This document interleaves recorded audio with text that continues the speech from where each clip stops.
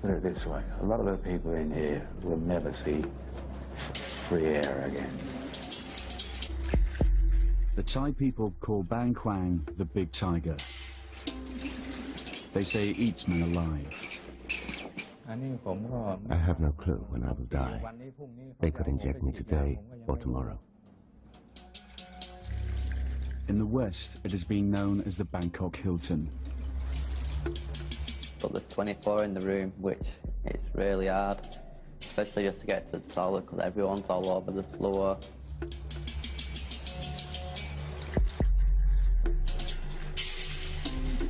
The prison is notorious.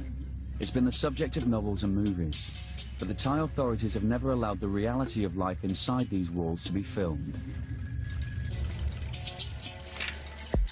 Until now.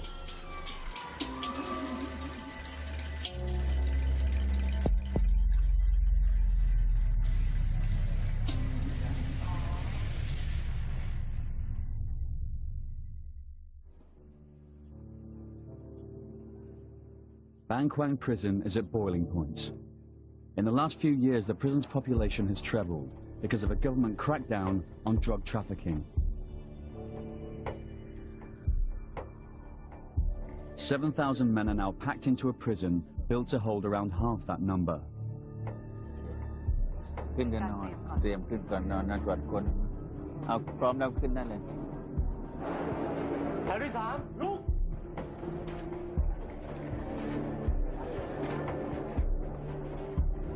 There are serial killers and multiple rapists locked up here, but most prisoners are in for drug dealing offences. In Thailand, drug sentences are harsh, minimum 25 years, to life, to the death penalty.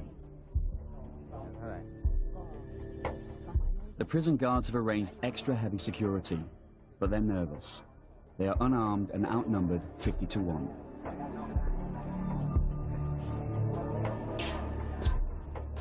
Nong ดูสิน้องช่วยดูพี่เขาหน่อยอย่าให้ใกล้มากนะอย่าให้ใกล้มากอย่าเข้าในห้องนะอย่าให้เข้าในห้องนะเข้าในห้องนะเดี๋ยวมันเข้าไม่ได้เลยล็อกแล้วเดี๋ยวมันปิดประตูล็อกเอาไม่ออกแล้วเสร็จเลยวันนี้นักข่าวBBC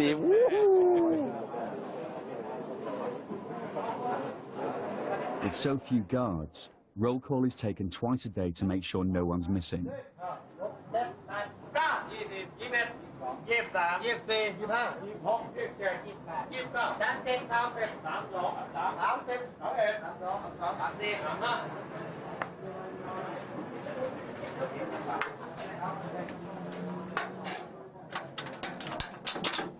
รูดเพื่อตรวจว่ามันรูดยังไงจะรูดฟังถ้ามันมีเสียงที่มันนั่นแสดงว่าเริ่มมีรอยสั่นกัน If one bar has a different tone, it means someone's trying to file through it.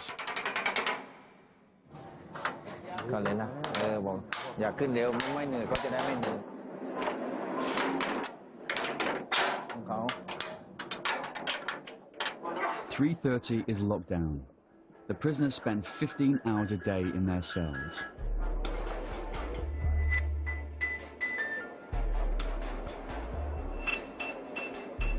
You literally cannot lie flat on your back. Put your hands on your stomach. If you do that, your elbows are on two other beds. That's pretty damn close, and that's 15 hours a day.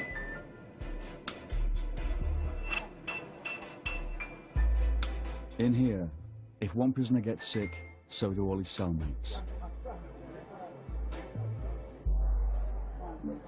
I'd say your beds must be about that big, with 5 foot long. So my feet are always sticking over the bed. You're always touching someone in the room. It's really hard. The lights stay on 24 hours a day. Thai officials have said 63% of prisoners have mental health problems, and 1 in 10 is suicidal. There is a lot of people who's losing their minds. Well, I'm sleeping next to a guy now. He just walks around all day, walks around talking to himself. I'm in the room next to him at night, and I've seen a dog scratch less. Last night, he were itching that much. There must have been about 3 different places where he were bleeding from, and he actually got blood on my bed.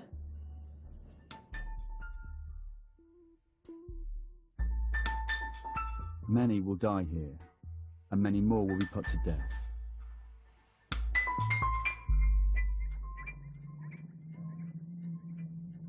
Just after the new Thai government came to power, these men had their executions in Bang Kwang broadcast live on Thai television as a warning to drug pushers.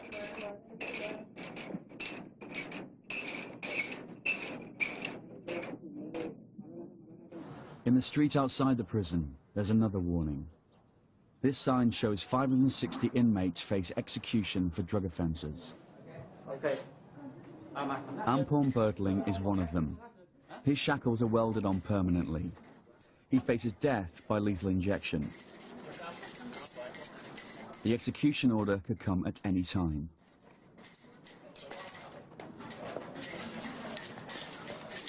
The Thai government says drug pushers have destroyed the future of many of the country's young people and deserve to die.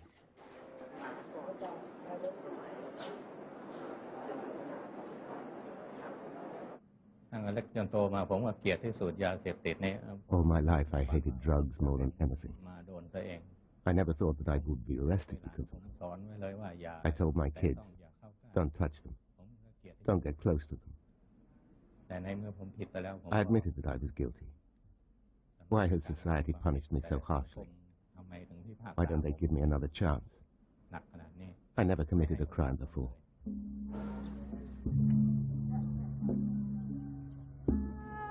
The tough sentences are popular. The prison's resident Buddhist monk, like the majority of Thai people, has little sympathy for drug traffickers. Drug dealing is a type of mass murder. It can destroy whole families.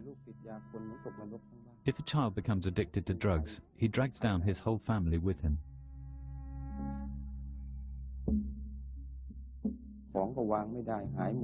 The child starts to steal everything, which ruins the family's reputation in society.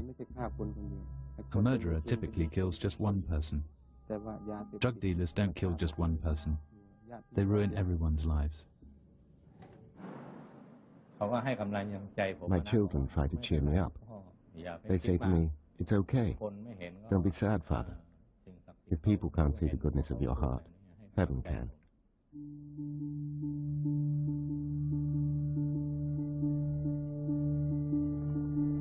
Thailand is fighting a drug problem far worse than anything yet seen in the West. The country is a major through route for drugs. Heroin and speed pills are manufactured in Burma. The drugs are then trafficked through Thailand to Europe and America, with much of the profit going to the Thai agents. But now, Thailand has a major drug problem at home. Methamphetamine pills, called yaba, now as cheap as $1 a pill, are flooding the local market. In recent years, yaba has found its way into schools. Child addicts in the streets have become a common sight. It's called the crazy drug. The government said it's Thailand's #1 national security issue.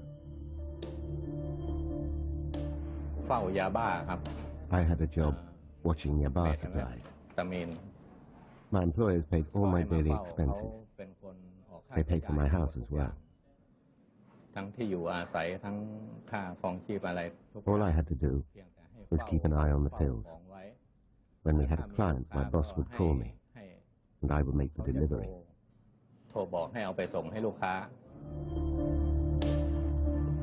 2 years ago, Thai television broadcast details of cases of violence by people high on yaba.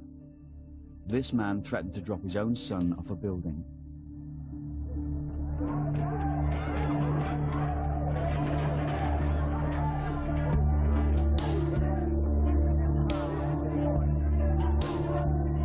The Thai Prime Minister vowed to wipe out the country's entire drug problem within just 60 days. 10,000 people were arrested. more than 2,000 alleged drug dealers were shot dead in the streets. The authorities said it was gang-on-gang killings. Human rights groups say it was a Thai police. One day, the police caught my partner and forced him to call me to deliver some pills to an undercover officer. I was arrested immediately. The police decided to arrest any suspect they could find. That's why prisons are overcrowded these days. They weren't looking for the real criminals, otherwise they wouldn't have bothered with us.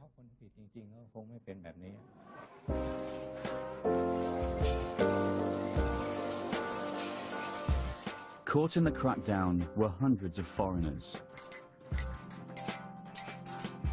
20-year-old Michael Connell from Bury in Manchester says he smuggled drugs to fund his second holiday in Thailand. So what were you arrested for? I'm arrested for importing 3,400 ecstasy from England to Thailand, and I got caught at the airport. When they found them, I knew what was going to happen to me, because anywhere in the world, if you get caught importing drugs, you go into prison. So as soon as they found them, I knew I would go in prison. Connell's story is of the typical tourist-turns-convict variety. He was one of the hundreds of thousands of young Britons who visit Thailand every year. Many of them, young travellers easily tempted by the readily available cheap booze, drugs, and sex. I just came for an holiday the first time, and I enjoyed it so much. And when I was leaving, I was heartbroken to go. The culture, the people, they're all dead friendly. Mainly the weather, because England, sunshine doesn't happen very often. Overwhelmed by what seemed an idyllic lifestyle, Connell, like many of these travellers, got a false sense of security. He visited Koh San Road, the backpackers' ghetto in the centre of Bangkok, where many plan their beach trips in Thailand. He went on to beach resorts and the famous full moon parties where ecstasy is plentiful.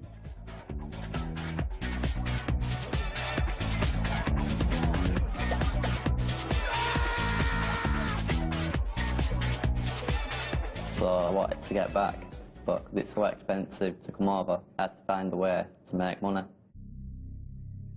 Connell didn't want to say where he got the money to buy the drugs. In November 2003, he arrived at Bangkok's international airport for his second vacation in the land of smiles. Customs officials found the ecstasy tablets in his travel bag after they were detected by an X-ray scan. Went to collect my bag, and for some reason it were already off the rail going round. So I just picked it up, walked through the customs, and then they said, "Stop, can I search your bag?" So they put my bag through the X-ray machine, opened the bag, put their hand in, just poured them out.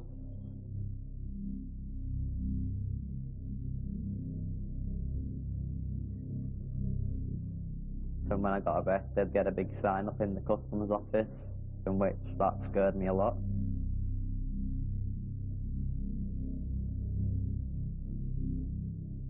I just sat there looking at it and just praying that I don't get the death penalty.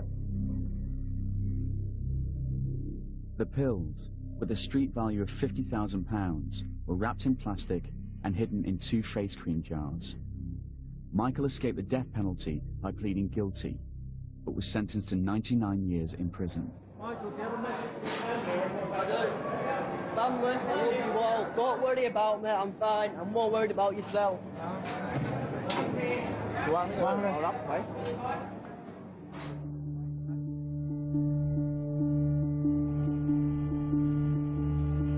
Anything could happen to you in the time you've been here. But the biggest fear is not knowing when I'm getting out. That's the biggest fear that I've got.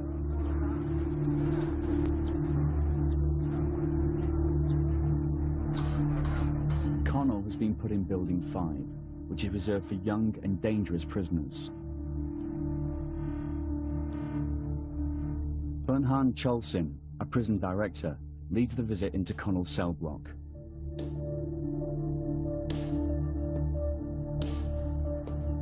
20 guards gather for extra security, but there is tension in the air. พี่เฉวงอย่างนี้เลยไม่มีปัญหานักมวยด้วยไม่ต้องกลัวเขาไม่ทำอะไรหรอกเราไปดิ open the door bidding flight ผมนายนฤทธิ์วิสเกตเจ้าหน้าที่ราชทัณฑ์3ระหว่างปฏิบัติหน้าที่เหตุการณ์ปกติครับผม ขอบคุณนะ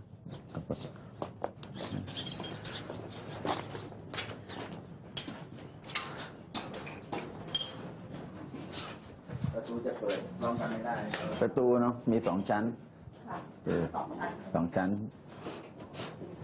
ประตูจะเปิดพร้อมกันไม่ได้ก็ลองเข้ามาให้หมดโอเค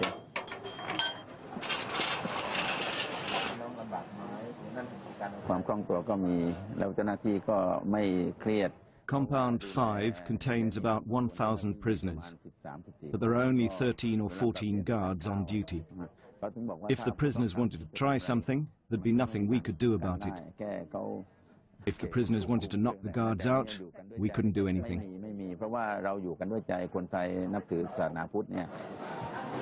Warden Bunhan is concerned about the safety of the female Thai interpreter. ไม่เป็นไรน้องตามสบายไม่ต้องตื่นเต้นเขาดูมากนะเพราะเขาไม่เคยนานๆผู้หญิงเข้ามาอันนี้โรงฝึกวิชาชีพหน่วยงานเย็บผ้าอ๋อเขาฝึกข้างในเลย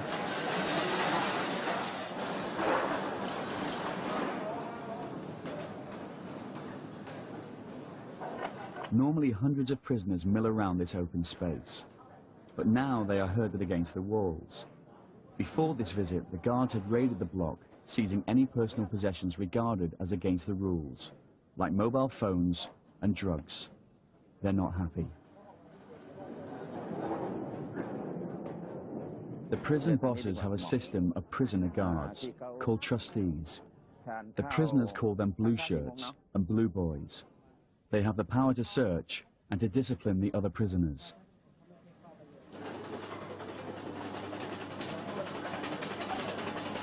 It's difficult to be a foreigner here, because in the building I'm in, I'm the only white guy in the building, so I stand out a lot.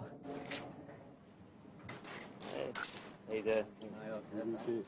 And I do get looks off a lot of people, but I just ignore them most of the time and just carry on what I'm doing.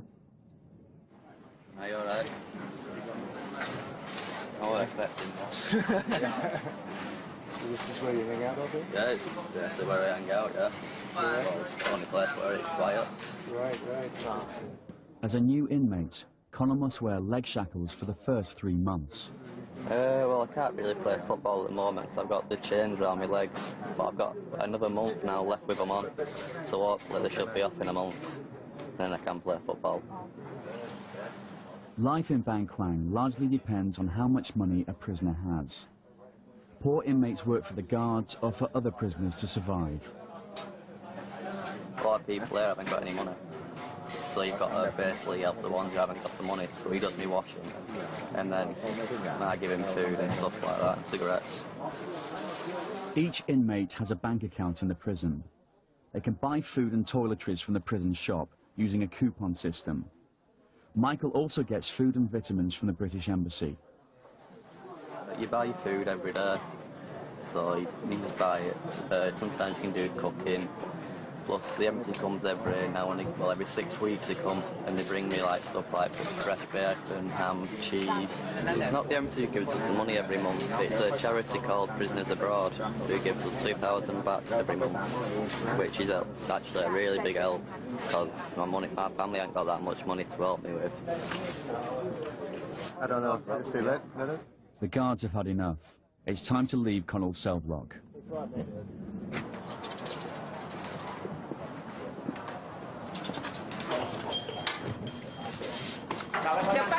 Bunhan's tour continues with a visit to the maximum security building. He travels there in the prison transport vehicle, a golf cart. บางโอกาสก็ใช้รถคันนี้อธิบดีก็นั่งผู้บัญชาการก็ขับเองให้น้องเห็นแล้วนะ One of the high security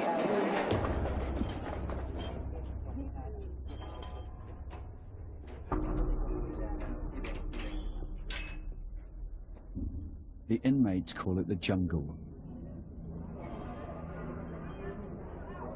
It's solitary confinement, Bang Kwang style.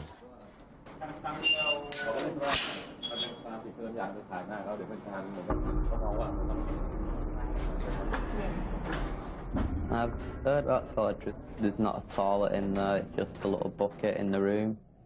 One guy said you're lucky if you can just lie down on your back, flat, but I plan not to go up there.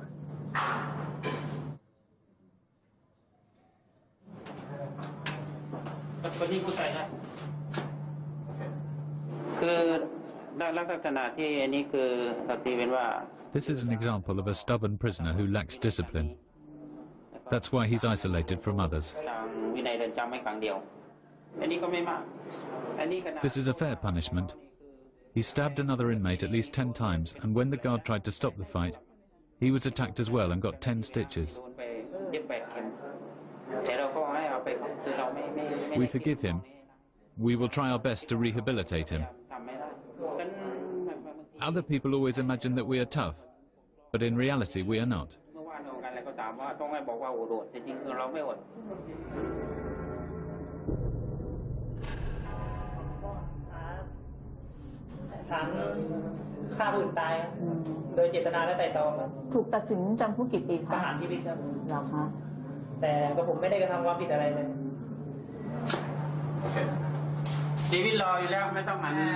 A large percentage of the inmates in solitary are from Nigeria, a country that has some of the world's most organized drug courier gangs. Why are you in solitary? Exactly. I thought we had a problem with another prisoner. How long have you been in solitary for? 3 months. You get out during the day? Yeah, twice in a week. Get out twice in a week? Just for 1 hour. 1 hour. Nigerian drug couriers take delivery of heroin in Bangkok and send it home to their capital of Lagos. With Nigeria's rampant corruption, getting the drugs through Lagos International Airport does not pose much of a problem. In Nigeria, the drugs are repacked into smaller parcels, often into condoms that couriers swallow and take to Europe and America.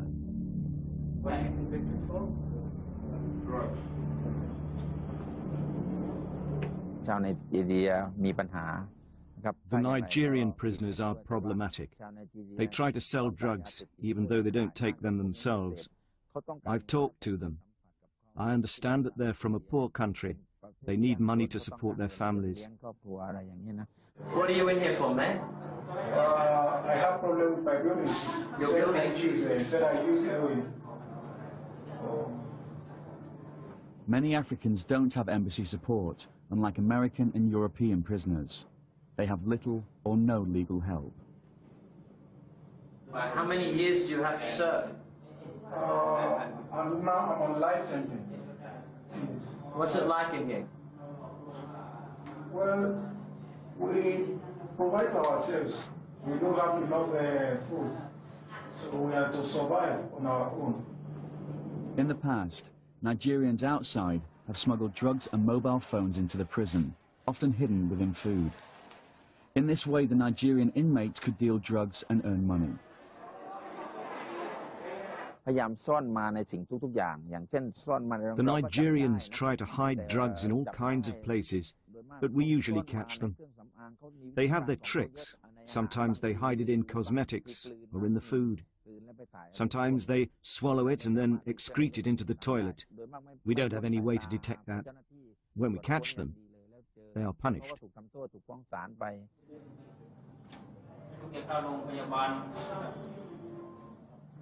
Do you miss your family?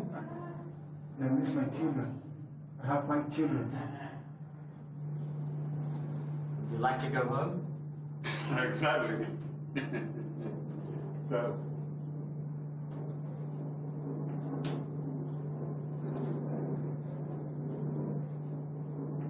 Does anybody come visit you here? Once in a while.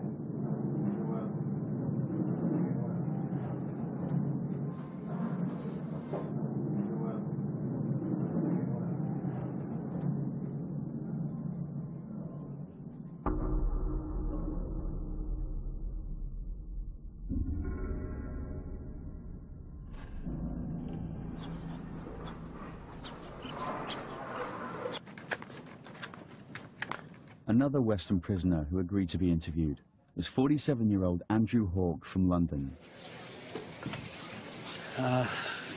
Death row.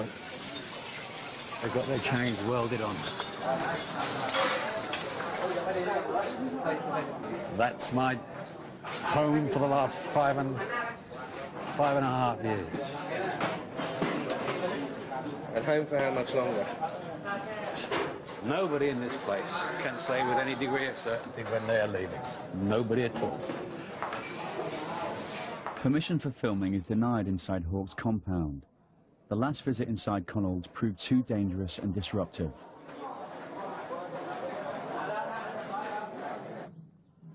But they do allow a camera to be given to a guard who agrees to film Andrew's daily routine, but under the supervision of a senior prison official.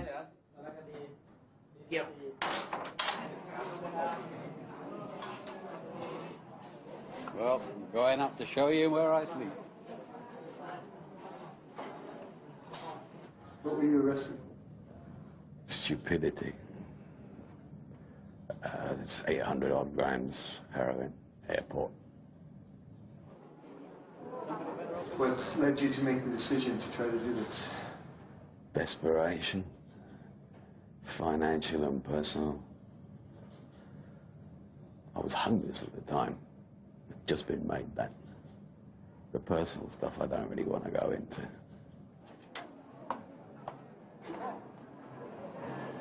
But most of the time, I end up asleep. 15 hours a day in this room. Every day. That's a lot of hours. Hawke made his decision to smuggle heroin after an offer in a pub in Amsterdam. I really didn't want to do it. Everything screamed against me not to do it. But I went ahead and did it anyway. I was just pouring out my sorrows and woes and basically talking to strangers like you don't talk to anybody else. Let's just say I was suicidally depressed. To be honest, I was thinking about taking a late-night ferry and jumping off it.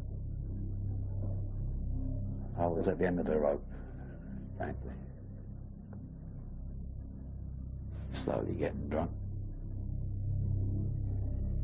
And somebody just whispered over my shoulder, I know a way you can make some money to get you out of your financial problems. And I, what? He said, well, you could fly over and do a job for me over in Thailand, give you some money, be a tourist for a couple of weeks and fly back. I said, okay. It must have been about 3 or 4 in the morning, by 2:30 the next afternoon, hungover and pretty drunk. Got taken to the airport, put in a plane, and I was here. Once I was here, I was pretty much committed because I didn't have a return ticket to any, or enough money to buy one for that matter. I was arrested right before I entered the aircraft. There was a metal detector thingy you've got to walk through. God knows what triggered it off. Just remember my heart going like a trip hammer, and I was waiting. I waited for at least half an hour before the customs guys showed up. And they checked the stuff, and one of the customs guys said, maybe it's milk powder, and I just looked at him and said, yeah, I bloody well hope so. But it wasn't. Arrived here April Fool's Day. Very funny. Hawke was sentenced to death, cut to 50 years when he pleaded guilty. Oh, I deserve to be punished, I certainly do. The punishment is so severe.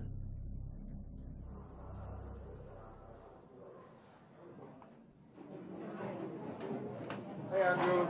This is my friend Adrian. The reason he's lying down is because he's too tall to stand up. So, Adrian, What does it feel like to be on TV again? Say hello to your friends at home, Adrian. Hello. Adrian, you're pleading guilty? Oh, welcome to Bangkok, people. Yeah. Are you pleading guilty or not guilty? Not guilty. You see yet another man in the system who is not guilty. You. Oh, I pled guilty from the start. I was caught red-handed. Hawke is ordered to show off the new gas cooking area for the guard's camera. This is the area where all the cooking facilities are. Gas bottles all behind. As you can see, there's only 6 rings. So a lot of people use charcoal instead, but the gas here is provided. Just off shot are about 400 people showering, which you cannot be shown under the laws of obscenity in Thailand. So we will now move on. Okay, enough.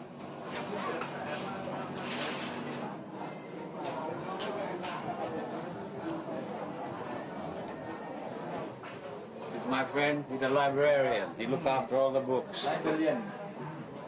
Most of these books were put here either by me or Adrian. About Ned Kelly and his life and times, short as they were.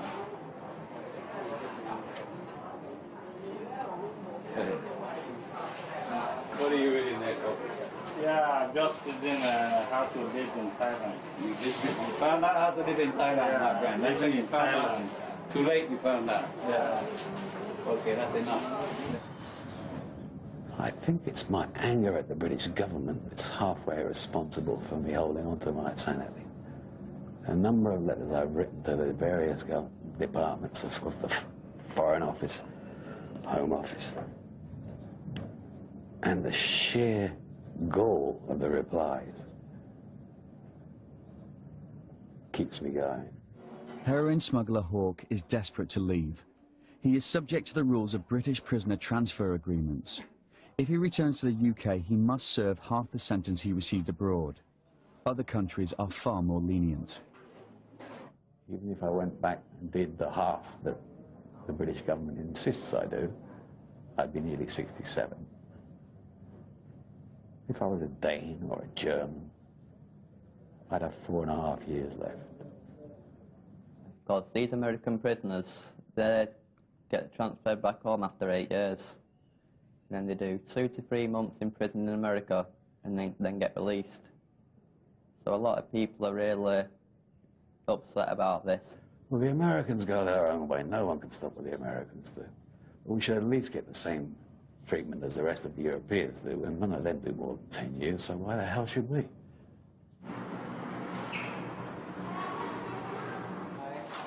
In the last few years, Bang Kwang prison has become part of the tourist trail in Thailand. Notices in guest houses encourage tourists to visit inmates.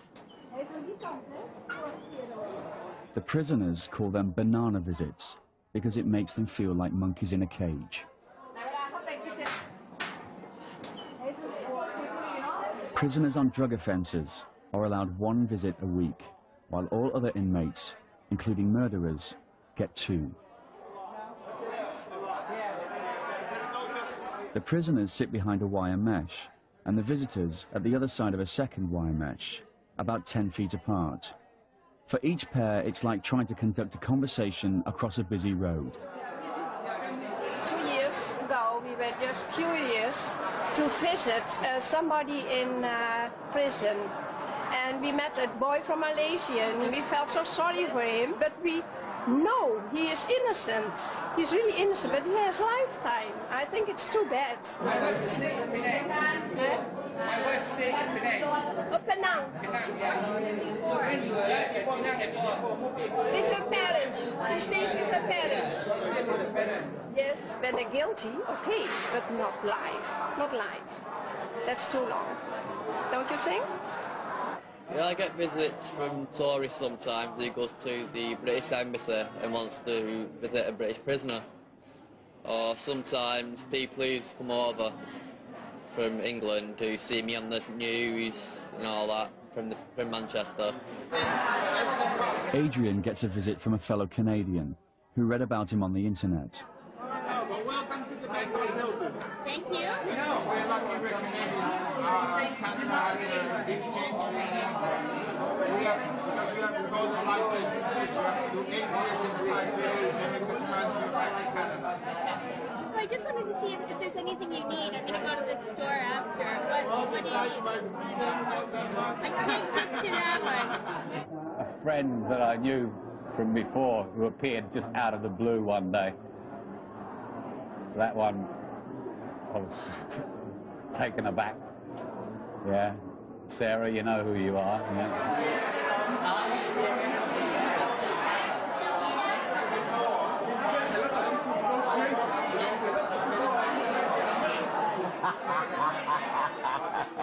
They make my day, in fact.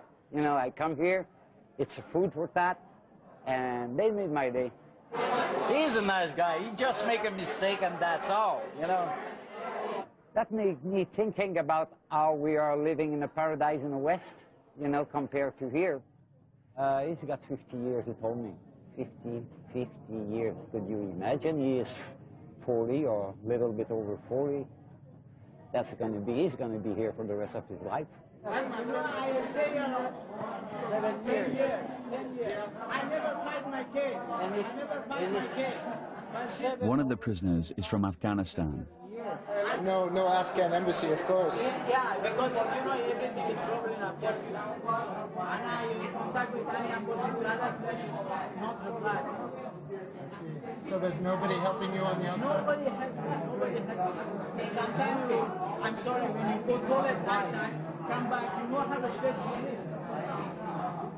And food is not enough at all. And everything is by yourself.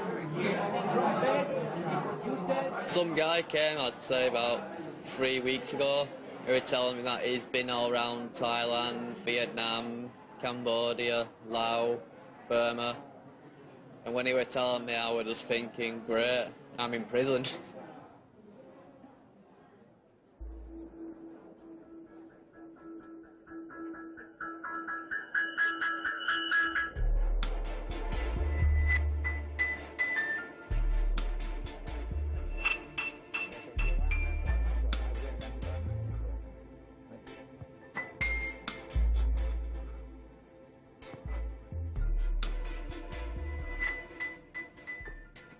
Michael, what happened to your legs?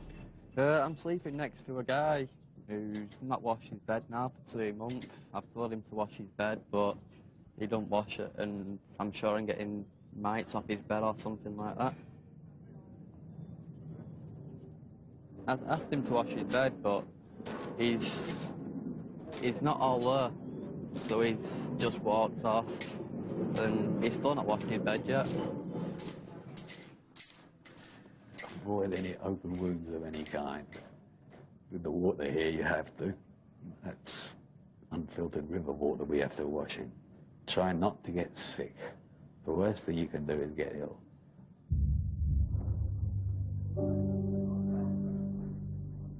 Seriously ill inmates end up in the prison hospital, which is understaffed and understocked. Tuberculosis and HIV are rife. But the patients remain prisoners.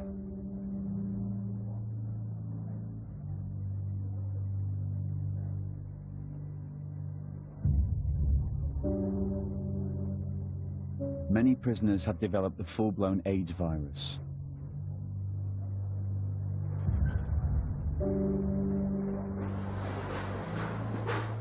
It happened because they use the same needles when they are shooting dope. And sexual, you know.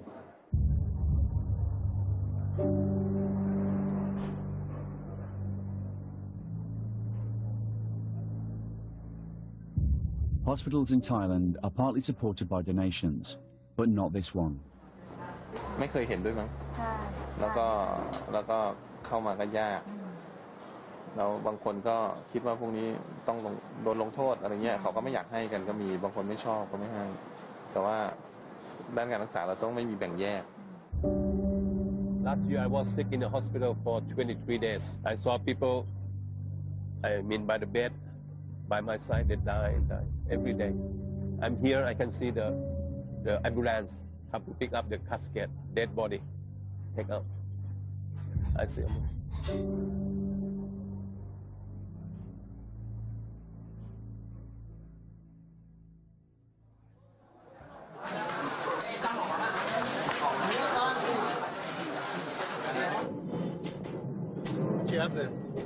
It's Manchester United top. Well, I'm a really big fan of Manchester United. Even David Beckham can come over and get me out if he wanted to.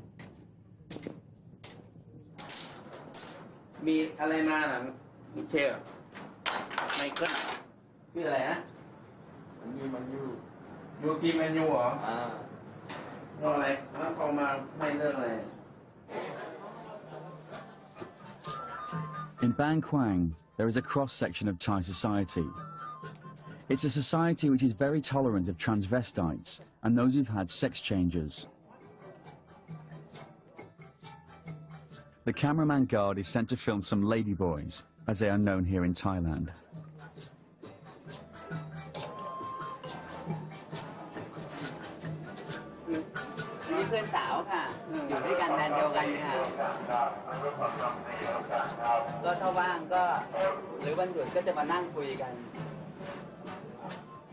These ladyboys live together in compound 4.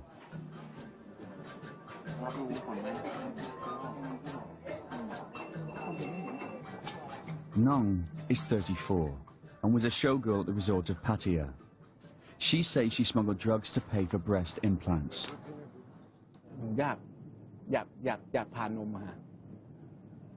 I wanted to get my breasts done, but my parents refused to give me money to do it. So I made a decision. My friends convinced me to do it. I had no idea back then what I was doing.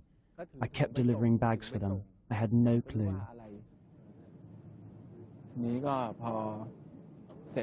I spent the money on the breast operation, and 3 days after the operation, I was arrested.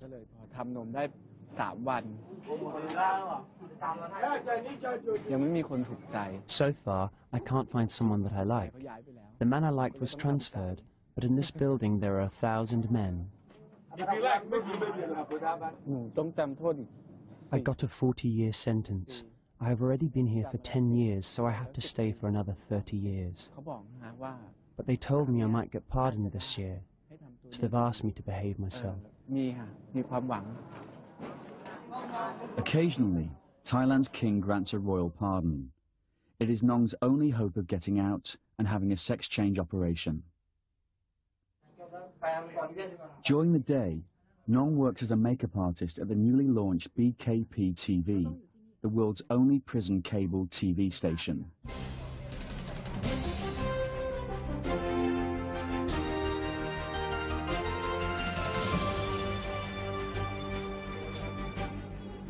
The station is run by prisoners with prior experience.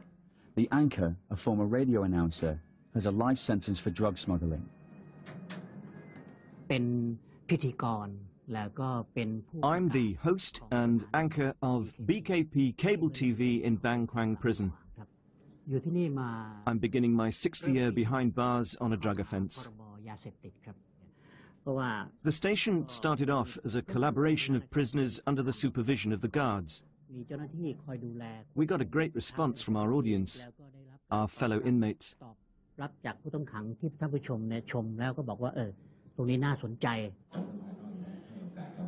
Last year, the prison bosses installed televisions in the cells. Dear viewers, BKP TV broadcasts beautiful and romantic music videos for you, Monday to Friday.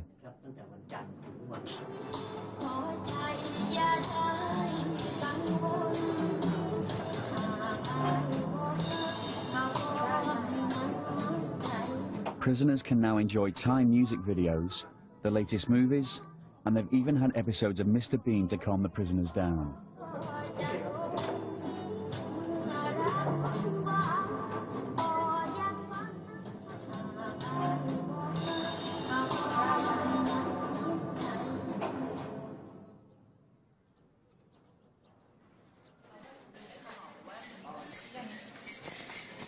Drug dealer Ampon Bertling is still waiting for his appointment at the lethal injection chamber.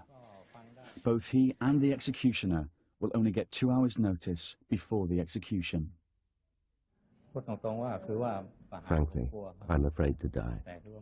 But I was also afraid of starving. I did it because I had nothing to eat. I didn't have any money. I couldn't get a job.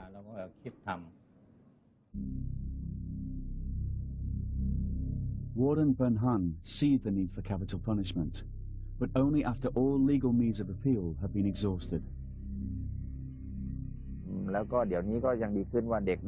Children can see that we execute criminals, and as a result they'll be afraid of committing crimes. Here in Thailand, we don't take execution lightly. Cases have to go to the Court of Appeal, the Supreme Court, and then to the King before an execution is approved. We're not a cruel country. At Bang Kwang, we've only executed a total of 300 prisoners, not thousands. Opponents of the death penalty say that it is not a deterrent and that innocent men always end up being executed. There is one man, young man. He was accused of rape and killed as a girl, 6-year-old girl. This man, I know him. I've been in prison with him. I talked to him, did you do it? And he said, no, he swear. Even he's going to die, he swear. He did not do it. And on the way he goes going to execution. He shouted, I did not do it, why kill me? Why? Yes, we should have a second chance. People aren't all bad. Some prisoners here are innocent.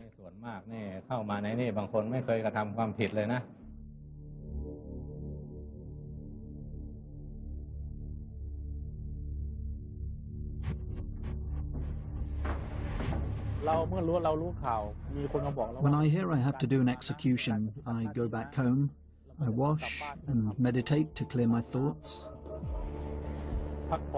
Then I leave for the prison at 4 in the afternoon.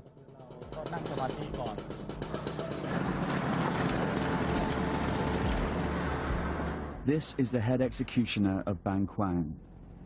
He's agreed to demonstrate his routine on an execution day, but he will remain nameless and faceless for security reasons.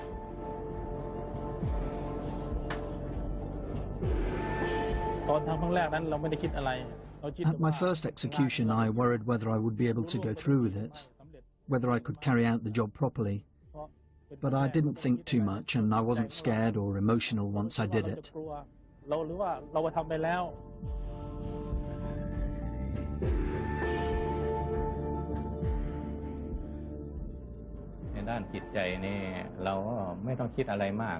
I try not to think too much. We have to think we are paying for our sins. That's why we are suffering like this.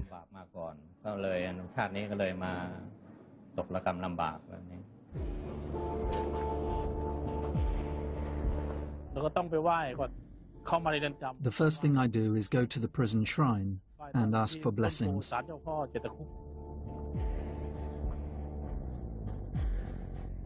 He passes a life-size concrete giraffe that graces the landscaping around the execution chamber.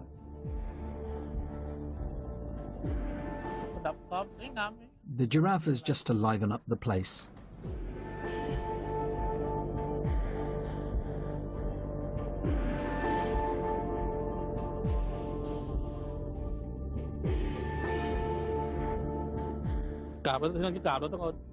When I pay my respects, I pick up a little bit of earth, put it on my head, because everybody comes from the earth. In the end, we all go back to the earth. We should ask Mother Earth to protect us from all danger.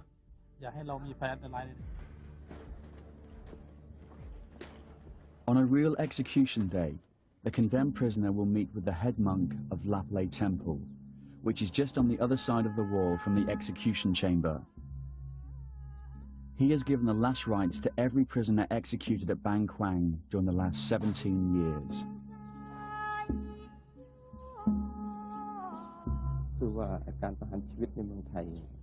Thailand is a Buddhist country, so people are always asking why executions are allowed here. Yes, killing is sinful, but Buddhism teaches us to look at the intention behind the act. The intention here is to protect the country, so it is permitted.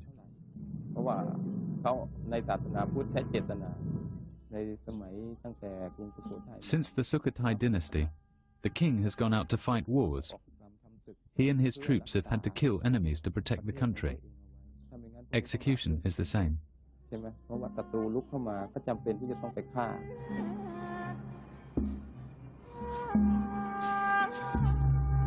The monk tells the condemned they're lucky to die by execution because they can prepare their minds properly for death.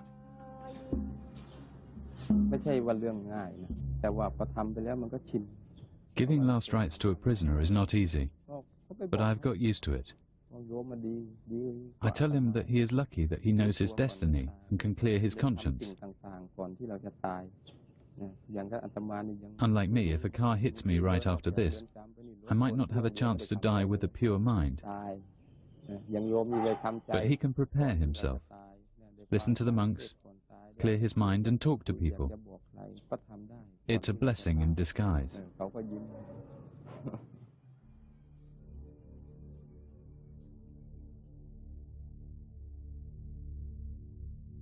Until 2003, the executioners put the condemned to death by machine gun. They shot them in the heart from behind, so the departing spirit could not see the face of the killer and come back to haunt him.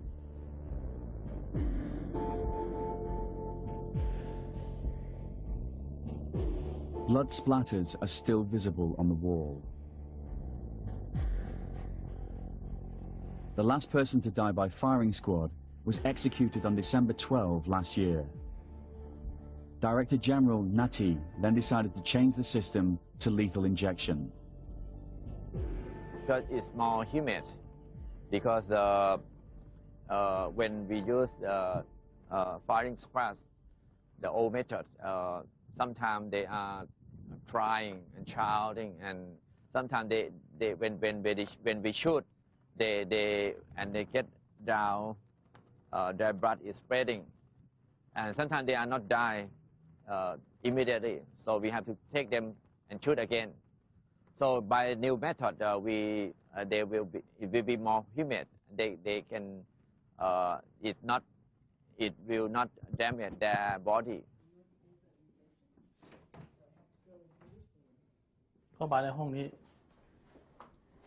I come here to prepare the injections.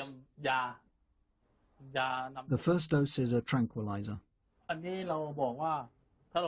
When we push switch number 1, it shows to the people outside that we're doing step 1.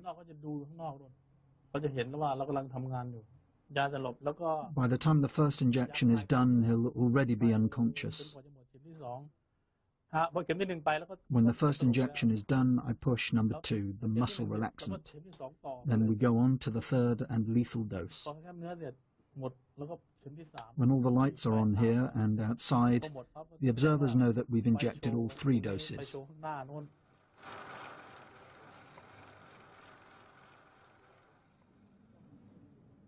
I have no clue when I will die. They could inject me today. I try not to dwell on it too much. I tell myself that we live one life and we die only once. If you're picked for execution tomorrow, it's your bad karma.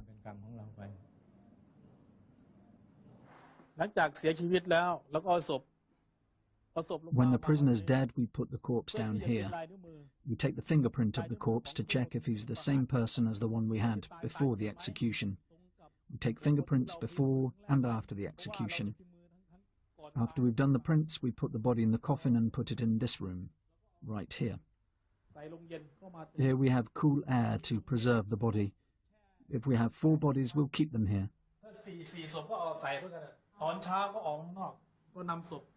We bring the body outside to check again if it's the same person. We don't want to give the wrong body to the relatives by mistake. After that, we put the body back in the coffin and walk this way. Finally, they go out of that door. The small red door is how prisoners on death row leave the big tiger. They call it the Ghost Gate. The gate only opens the day after an execution. prisoners carry the coffin out into the temple grounds. If relatives are waiting, they claim the body. If not, the body is left in the temple cemetery. When there's no space left, the monk will cremate the bodies. He now guards the urns of the unclaimed. I still have them and have labelled their names. This was Mr. Somsak Pornarai and Mr. Deja Sawanasuk. He raped his stepdaughter.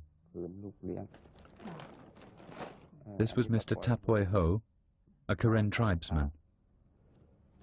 I pray for them from time to time.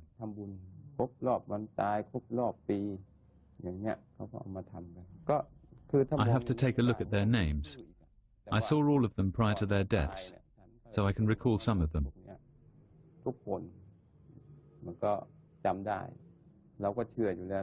I've always believed that people must face the consequences of their actions. Even if you don't get caught today, one day your karma will catch up with you.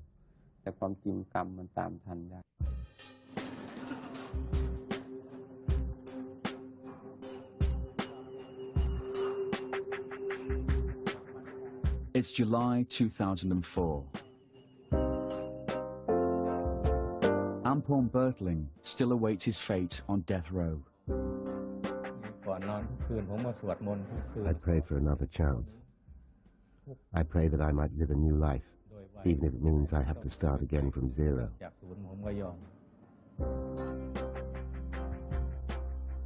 Director General Nati is building new prisons to ease the overcrowding problem at Ban Quang.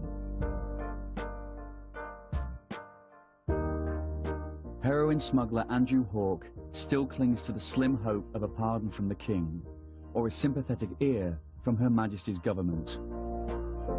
The life sentences never get out. The sentences, such as mine, at 50 years, I would have to be 91 before I got out. Impossible.